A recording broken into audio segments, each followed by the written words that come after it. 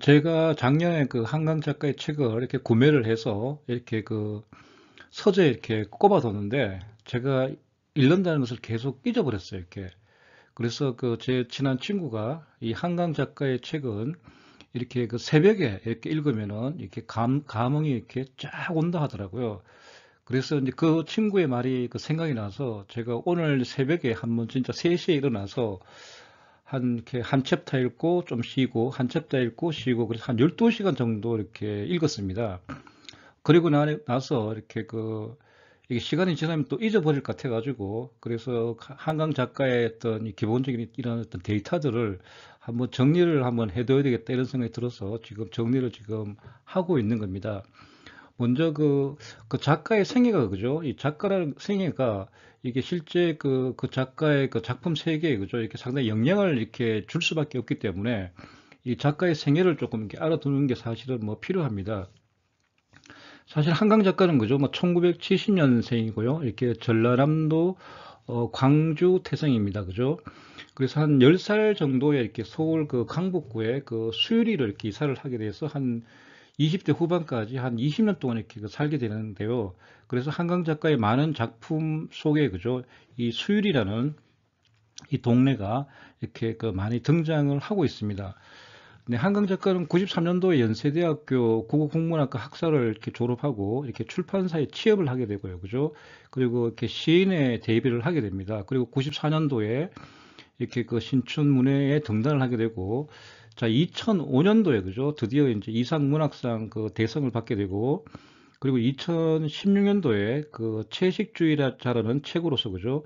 영국 맨부커상을 받게 되고 자, 2017년도에 그 소년이 온다라는 책을 가지고 이탈리아 말라파르데 문학상을 이렇게 수상하게 됐습니다. 그리고 2023년도에는 그 작별하지 않는다를 가지고 프랑스 메디치 문학상을 받았고요. 그리고 2024년도에 노벨 문학상을 수상한 진짜 우리나라에서 진짜 아주 소중한 그런 어떤 작가가 되겠습니다. 그래서 뭐 시간 되실 때 그죠? 이 그 한강 작가의 이런 책들을 이렇게 한 번씩 읽어보는 것도 이렇게 상당히 좋을 것 같습니다. 자, 한강 작가의 자, 소년이 온다는 이 장편 소설은 자, 2014년 자, 5월 달에 이렇게 초판된 책이고요. 자, 한강 작가는 이렇게 노벨 문학상 작가인 동시에 자, 우리나라 이제 그 보수적인 그런 어떤 그 사람들에 의해서 좀 많이 고초를 좀 당하기도 했는데요.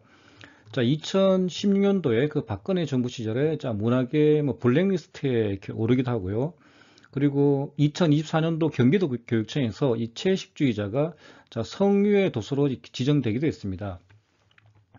자, 그러면 이 소년이 온다 이 장편 소설이 그죠? 가장 큰 특징이 뭐냐면은 이 각 챕터마다 그 화자가 이렇게 다르다는 겁니다.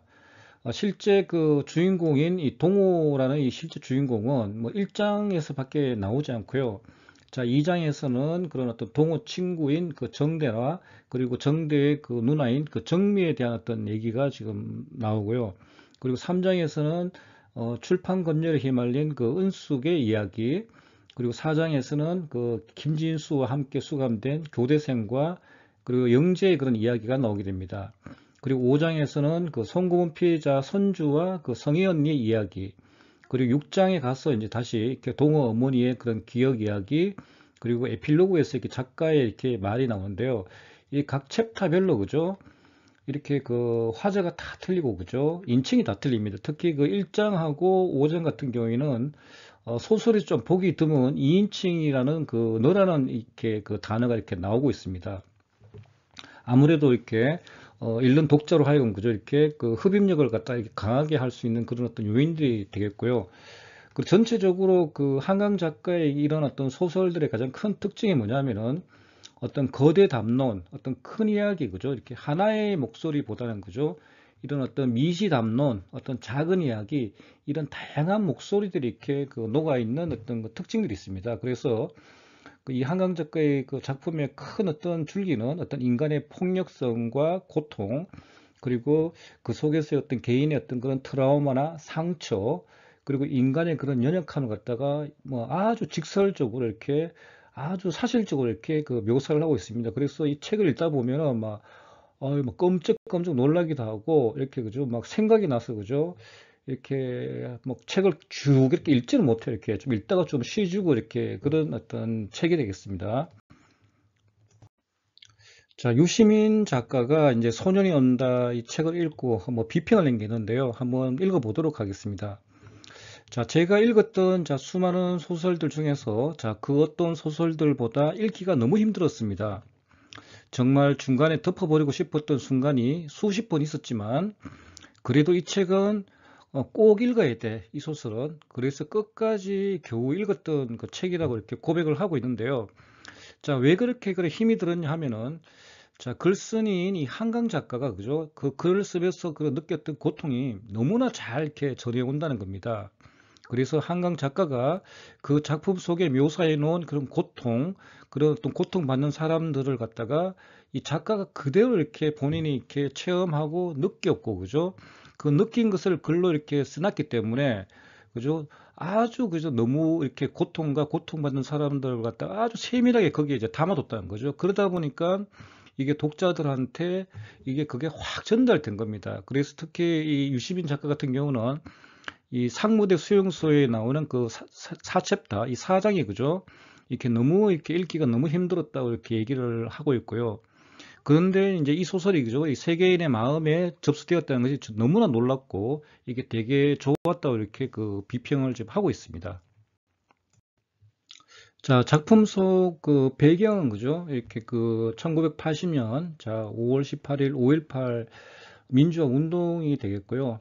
자, 기본적으로 우리가 1979년도에 그 10월 26일 날 보통 우리가 11.6 사태로 하는데 그죠? 이 중앙정부부장 김재규에 의해서 박정희 대통령이 이렇게 시해를 당하게 되죠. 그리고 79년도 그 12월 12일 날 그죠? 이렇게 전두환을 중심으로 그죠? 이런 신군부들이 12.12 뭐 군사 쿠데타를 일으키게 됩니다. 그리고 이 사람들이 이제 그 정권을 잡고 그죠? 그 1980년도 5월 17일 날 이렇게 그 비상계엄령을 이렇게 전국에 확대를 하게 됩니다. 그죠? 그래서 뭐 이렇게 그 국회를 봉쇄하고 뭐 학생, 정치인, 재야 인사들을 갖다 구금하고 뭐 정당과 정치 활동을 일절 금지하는 어떤 이런 어떤 정책들이 이렇게 그 시행이 되겠죠. 이거 어디서 많이 본 것 같지 않습니까? 그죠? 우리가 24년도 12월 달에 그죠? 윤석열이 그 비상계엄령하고 그죠? 뭐 유사한 어떤 내용입니다. 이건 실제로 이렇게 실행이 된 거죠. 그래서 이제 그 1980년도 5월 18일 날 그죠? 이렇게 광주에서 이렇게 그 비상계엄 해제를 요구하는 그런 5.18 민주화 운동이 이렇게 시작되었고 이 계엄군들이 그죠? 아주 막 엄청난 유혈 진압을 하게 됩니다. 그래서 그 5월 18일부터 이렇게 그 5월 27일까지 한 10일 동안 그죠? 이렇게 아주 큰 사건들이 벌어지는데요. 5월 19일 날 이렇게 그 실탄 사격으로서 이렇게 첫 사망자 이렇게 나오게 되겠고요. 그래서 이렇게 분노한 시민들이 그죠? 이렇게 그 광주 MBC 건물에 이렇게 불을 지르고 그죠? 그죠? 또 이렇게 또 계엄군에서 또 사람들이 또 죽게 되고 그죠? 그래서 21일 날 같은 경우는 또 이제 그 광주 그 시외 전화가 두절되고 또 시민들이 광주 KBS를 갖다 이렇게 그 방화를 하게 되고 그리고 이제 그 시위를 하는 그런 어떤 광주 시민들 향해서 그죠? 집단 발포하게 되는 이런 어처구니없는 일이 벌어지게 됩니다. 그래서 이제 그 아주 이제 그 사건이 막 이렇게 엄청 커지게 되는 거죠. 그래서 이제 그 계엄군들이 일시 이렇게 철수하고 이렇게 그 27일 날 그죠? 이렇게 그 완전 그 진압을 해서 그 안타까운 그 광주 시민들의 죽음을 맞이하게 되는데요. 아, 정말 이게 너무나 끔찍한 그런 역사가 되겠습니다. 그리고 옆에 이렇게 보시면은 12.12 쿠데타를 이렇게 일으켰던 이 신군부와 그죠? 이런 사람들이 그죠? 아직까지 이렇게 그죠? 뭐 대전 현충원이라든지 서울 현충원에 안정된 이런 어떤 어처구니 없는 그런 역사들이 지금 이렇게 막 벌어지고 있습니다. 뭐 이런 것들은 앞으로 우리 역사에서 그죠? 좀뭐 한번 청산이 되어야 될 한 이런 어떤 문제가 뭐 저는 보여지고 있네요. 예.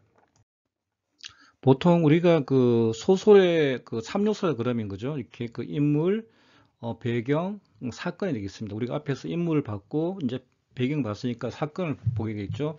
그래서 우리가 그 책 속의 모든 내용을 이렇게 그 우리가 뭐 보기는 좀 힘들 거고, 그죠? 기본적으로 그 한강 작가의 기본적인 어떤 그 이 책의 스탠스는, 그죠? 어떤 인간들의 그런 폭력성과 그런 고통, 트라우마, 이런 상처들을 갖다가, 그죠? 아주 그냥 그 적나라하게 이렇게 보여주고 있고, 그리고 인간의 그런 어떤 연약함도 이렇게 보여주고 있습니다. 그리고 이 한강 작가는, 그죠? 이렇게 그 소년원다 이 책을 통해서, 그죠? 이렇게 그 폭력성과 고통, 이런 아픔만 얘기하는 것이 아니고, 그죠? 이렇게 마지막 궁극에서는, 그죠? 이렇게 그 어떤 희망의 이렇게 그 메시지를 찾으려고 하는 어떤 그런 어떤 내용이 되겠습니다. 자, 그 중에서 제가 좀 이렇게 그 책 내용 중에서죠, 약간 그 좀 인상적이었던 거 한번 읽어보도록 하겠습니다. 자, 1장에서, 그죠? 이렇게 그 초를 태워도 아무 소용이 없다는 겁니다. 이렇게 더는 냄새를 견딜 수가 없어서 이렇게 너는 허리를 편다. 그죠? 동호가 되겠죠. 그죠? 자, 죽은 사람들의 머리 밑에서, 그죠? 일렁이는 그런 촛불 하나하나가 고요한 눈동자들처럼 너를 지켜보고 있다는 겁니다. 자, 몸이 죽으면 혼은 어디로 갈까? 얼마나 오래 자기 몸 곁에 머물러 있을까? 자, 산 사람이 죽은 사람을 들여다볼 때 혼도 곁에서 함께 제 얼굴을 들여다보진 않을까? 혼들은 어디에도 없다. 침묵하며 누워있는 사람들과 지독한 어떤 시체의 그런 냄새뿐이다라는 겁니다. 이거 아주 이게 리얼한 거죠, 그죠? 그리고 이제 그 내가 이해할 수 없었던 한 가지 이런 거죠. 이렇게 입간을 마친 뒤에 약식으로 치르는 짧은 추도식에서 자, 유족들이 예국가를 부른다는 겁니다. 그리고 관이에 태극기를 반드시 펴고 친친 끈으로 이렇게 묶어 놓는 것도 이상했다는 겁니다. 그래서 이 일장에 있는 이 내용이, 그죠? 다시 이제 그 5장, 5장에 이렇게 그 들어가게 되면, 그죠? 이렇게 그 오래전에 동호와 은숙이 조그마한 소리로 나누었던 그런 대화를 당신은 기억할 겁니다. 자, 왜 태극기로 시선을 감싸느냐고, 외국가는 왜 부르는 거냐고, 자, 지금이라면 당신은 어떻게 대답할까라고 이렇게 질문을 던지고 있죠. 그래서 태극기로 고작 그걸로 감싸 보려던 거야? 자, 우린 도륙된 고기 덩어리들이 아니어야 하니까 필사적으로 묵념을 하고 애국가를 부른다는 겁니다. 진짜 가슴이 이렇게 애리죠, 그죠? 자, 그리고 이제 6장으로 이렇게 쭉 이렇게 이제 넘어가는 이제 이 와중에서, 그죠? 자, 이 언니를 만나 할 말은 하나뿐이라는 거죠, 그죠? 부디 허락된다면 죽지 마라 달라는 겁니다. 기본적으로 어떤 희망의 메시지를 이렇게 뭐 던지고 있죠. 그리고 이제 마지막 그 작가의 에필로그에서도 이런 말을 하게 됩니다. 이제 당신이 나를 이끌고 가기를 바랍니다. 당신이 나를 밝은 쪽으로, 빛이 비치는 쪽으로, 꽃이 핀 쪽으로 끌고 가기를 바랍니다. 이렇게 그 희망의 어떤 그런 메시지를 지금 던지고 있는 겁니다. 그죠? 우리가 인간의 그런 폭력성과 어떤 이로 인한 어떤 그 고통, 트라우마, 상처 이렇게 너무나 짙죠, 그죠? 그래서 우리 인간들의 연약하고, 그죠? 어떤 그 삶이 어떤 지옥이고, 그죠? 그런 지옥의 모퉁까지 다 가고, 그죠? 이렇게 엄청나게 고통을 많이 받고 있는 거죠. 그렇지만은 어떤 이 속에서만 우리가 또 어떤 그 희망을 찾고, 그죠? 어떤 또 새로운 또 삶을 또 이렇게 살아나가야 되기 때문에 이 한강 작가는 이렇게 또 희망의 메시지를 이렇게 그 작가 에필로그에서 이렇게 또 이렇게 던지고 있는 것 같습니다. 네. 자, 한강 작가의 그 전체적인 어떤 그런 주제나 그런 중심 사상을 갖다 우리가 그 확인하기 위해서는 자, 한강 그 노벨상 그 시상식의 그 연애 연설을 우리 한번 이렇게 보시면은 이렇게 좀 이렇게 알 수가 있습니다. 그래서 이렇게 그 우리나라 말을 한번 이렇게 읽어 보도록 하겠습니다. 자, 8살 때의 어느 날을 기억합니다. 자, 주산학원의 오후 수업을 마치고 나오자마자 소나기가 퍼붓기 시작했습니다. 자, 맹렬한 기세여서 자, 20여 명의 아이들이 현관 처마 아래 모여 서서 비가 그치기를 기다렸습니다. 도로 맞은편에도 비슷한 건물이 있었는데 마치 거울을 보는 듯 그 처마 아래에서도 자, 수십 명의 사람들이 나오지 못하고 서 있는 모습이 보였습니다. 자, 쏟아지는 빗발을 보며 팔과 종아리를 적시는 습기를 느끼며 기다리던 찰나 갑자기 깨달았습니다. 나와 어깨를 맞대고 선 사람들과 건너편 저 모든 사람들이 나로 살고 있다는 사실을, 내가 저 비를 보듯 저 사람들 하나하나가 비를 보고 있다. 내가 얼굴에 느끼는 습기를 저들도 감각하고 있다. 그건 수많은 1인칭들 경험한 경이로운 순간이었다는 겁니다. 자, 돌아보면 제가 문학을 읽고 써온 모든 시간 동안 이 경이의 순간을 되풀이해 경험하고 있었던 것 같습니다. 자, 언어라는 시를 통해 타인들의 폐부까지 흘러들어가 내면을 만나는 경험, 내 중요하고 절실한 질문들을 꺼내 그 실에 실어 타인들을 향한 전류처럼 흘려보내는 경험. 여기서 이제 그 질문들이 좀 많이 나오죠. 이 질문들을 갖다가 이렇게 그 책 속에서 찾아내는 것도 좀 중요할 것 같습니다.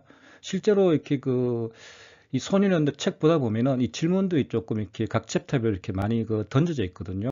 이런 것들도 이렇게 우리가 찾아가지고 어떤 대답을 갖다 이렇게 만들어 가는 것도 뭐 좋은 어떤 책 읽기의 하나라고 이렇게 보여집니다. 네. 자, 어렸을 때부터 궁금했습니다. 자, 우리는 왜 태어나는지, 왜 고통과 사랑이 존재하는지, 자, 그것들은 수천 년 동안 문학이 던졌고 지금도 던지고 있는 질문들입니다. 우리가 이 세계에 잠시 머무는 의미는 무엇일까요? 자, 이 세계에서 우리가 끝끝내 인간으로 남는다는 건 얼마나 어려운 일일까요? 가장 어두운 밤에 우리의 본성에 대해 질문하는 이 행성에 깃들인 사람들과 생명체들의 1인칭을 끈질기게 상상하는 끝끝내 우리를 연결하는 언어를 다루는 문학에는 필연적으로 체온이 깃들어 있습니다. 자, 그렇게 필연적으로 우리가 문학을 읽고 쓰는 일은 생명을 파괴하는 행위들의 반대편에 서 있습니다. 자, 폭력의 반대편은 이 자리에 함께 서 있는 여러분과 함께 문학을 위한 이 상의 의미를 나누고 싶습니다. 감사합니다. 아주 한강 작가의 그죠? 이렇게 어떤 철학의 그런 사상들을 갖다가 아주 잘 보여주고 있는데요. 이걸 한번 잘 음미해 보시기 바라겠습니다. 네.